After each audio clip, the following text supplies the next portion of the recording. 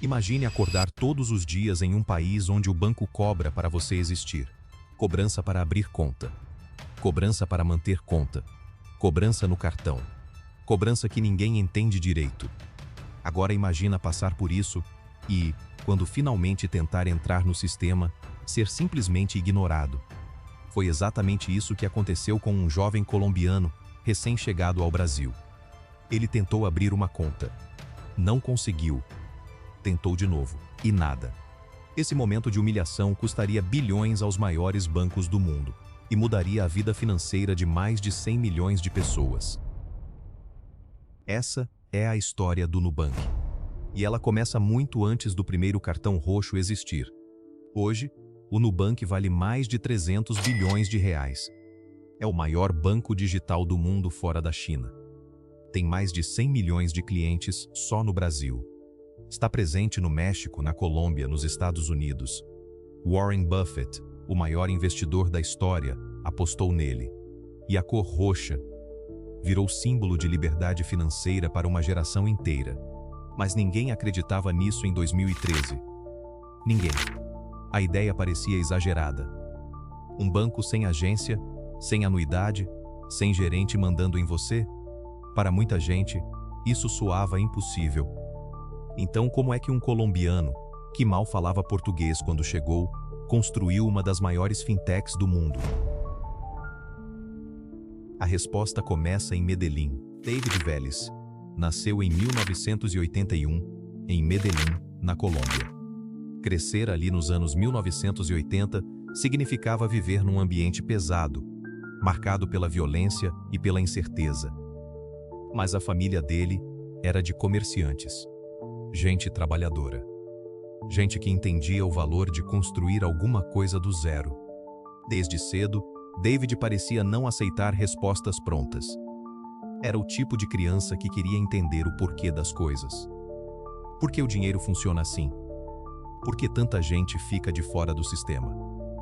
Por que o banco parece um lugar feito para complicar a vida, e não para resolver? Essas perguntas não sumiram com o tempo. Elas só ficaram mais sérias. Aos 18 anos, David saiu da Colômbia.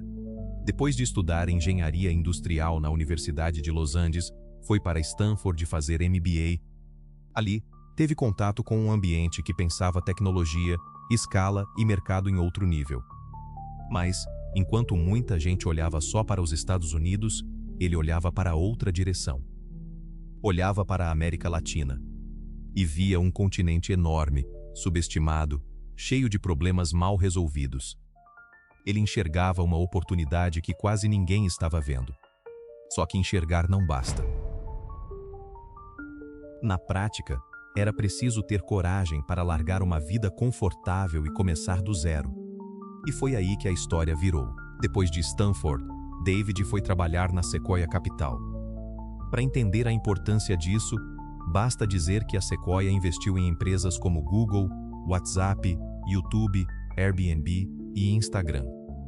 Ou seja, David estava dentro de um lugar onde se aprende a reconhecer grandes ideias antes do resto do mundo. Foi ali que ele começou a olhar com mais atenção para o Brasil.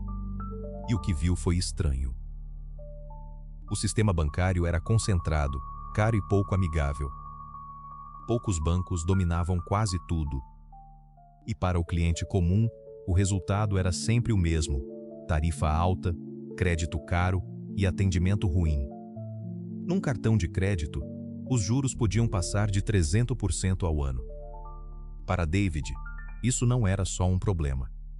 Era uma porta aberta para alguém fazer diferente. Em 2012, ele tomou uma decisão que muita gente na época considerou arriscada demais. Mudou-se para o Brasil. Sem português. Sem rede de contatos. Sem garantia de que daria certo. Mas com uma ideia clara na cabeça. Chegar no Brasil foi um choque. David começou a observar tudo. Conversou com pessoas. Foi a agências. Sentou em filas. Viu gente sendo negada sem explicação. Viu clientes confusos com taxas, extratos e regras que ninguém parecia conseguir explicar de forma simples. E percebeu uma coisa importante. Muita gente já tinha aceitado aquilo como normal. Como se banco ruim fosse parte da vida. Como se pagar caro para ser mal atendido fosse inevitável. Mas ele não comprou essa ideia. Só que entender o problema não resolvia tudo. Era preciso conhecer o sistema por dentro. Então ele mergulhou na regulamentação financeira, no funcionamento do Banco Central e nas brechas que permitiriam criar algo novo. Foi nesse processo que conheceu Cristina Junqueira, em uma conferência de tecnologia em São Paulo.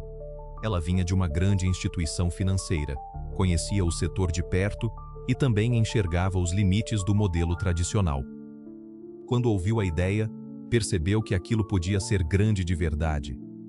Pouco depois, entrou Edward Weibel, com experiência em tecnologia e visão de produto. A mistura fazia sentido. Um colombiano com visão de mercado, uma brasileira que conhecia os bastidores do sistema e um americano com experiência técnica. Agora o projeto tinha cara de time, só que o diferencial do Nubank não era apenas o cartão. Era a experiência inteira.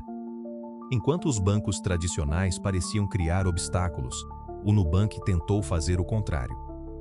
Tudo foi pensado para ser simples, direto e claro.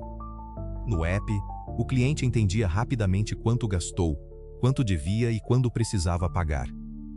Sem linguagem complicada. Sem letra miúda. Sem sensação de estar sendo enrolado. E no atendimento, a lógica era a mesma. Nada de ficar preso em menu automático por minutos a fio. Nada de espera infinita. Quando o cliente precisava de ajuda, ele falava com gente de verdade. Parece básico hoje. Mas, naquele momento, isso era quase revolucionário. E foi aí que as primeiras pessoas começaram a contar a novidade para os outros. Não porque o banco fazia propaganda demais, mas porque a experiência realmente chamava a atenção. Só que o crescimento chamaria outro tipo de atenção também. Os bancos tradicionais perceberam rápido o que estava acontecendo.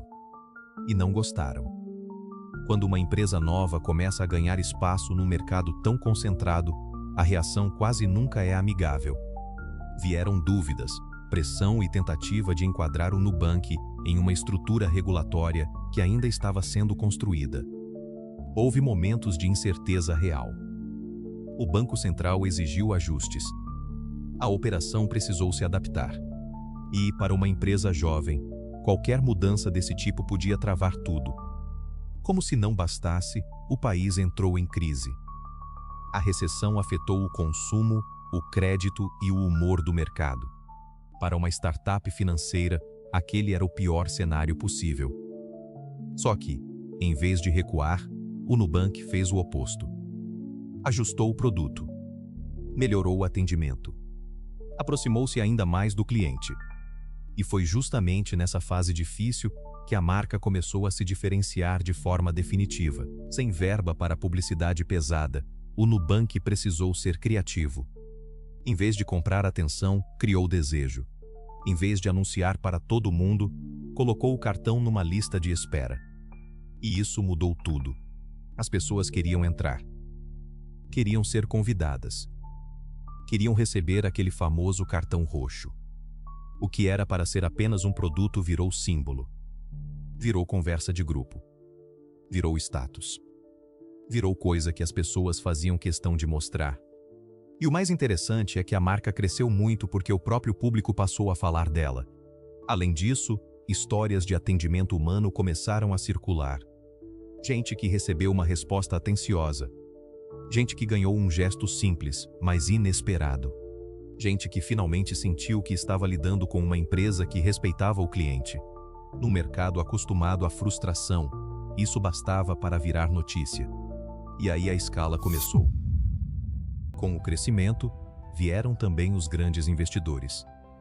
A Sequoia Capital voltou a aparecer entre os nomes ligados à empresa. Depois vieram outros fundos importantes. E, em 2021, a Berkshire Hathaway, de Warren Buffett, investiu $500 milhões no Nubank. Esse foi um sinal enorme para o mercado. Não era só uma startup prometendo disrupção. Era um negócio que começava a ser levado a sério por um dos investidores mais respeitados do mundo. No fim de 2021, o Nubank abriu capital na Bolsa de Nova York. Na estreia, foi avaliado em mais de 45 bilhões de dólares. O recado era claro. A empresa que muitos duvidaram lá atrás agora competia no mesmo tabuleiro dos gigantes. Hoje, o Nubank ultrapassou a marca de 100 milhões de clientes e segue entre as maiores instituições financeiras digitais da região. Mas o impacto real da empresa não está só no número. O Nubank obrigou os bancos tradicionais a se mexerem. Fez concorrentes criarem produtos mais simples. Forçou o mercado a prestar mais atenção em experiência, tecnologia e custo. E talvez esse seja o maior legado: mostrar que banco não precisa ser sinônimo de medo, confusão e tarifa escondida. David Vélez, o colombiano que um dia não conseguiu abrir conta no Brasil, acabou liderando uma transformação que mudou a relação de milhões de pessoas com o dinheiro.